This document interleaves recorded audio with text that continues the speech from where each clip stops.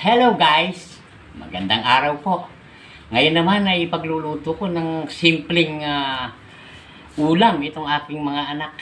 At matagal na po akong hindi kumakain nito. Ito po, tunghayan ninyo kung ano lulutuin ko ngayon. Magigisa po ako ng isang sardinas.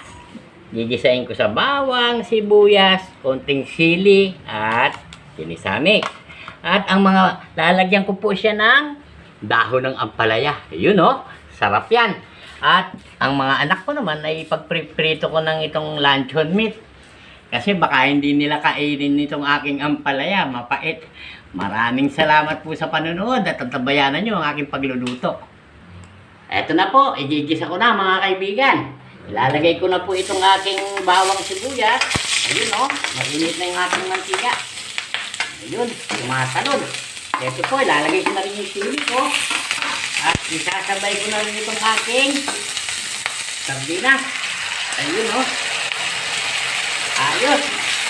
At ngayon po, ilalagay ko na rin itong aking ampalaya. Wow, ang yummy! Maraming salamat po sa panonood. Pag lumambot ito, ay ihahain ko na sa pamilya ko.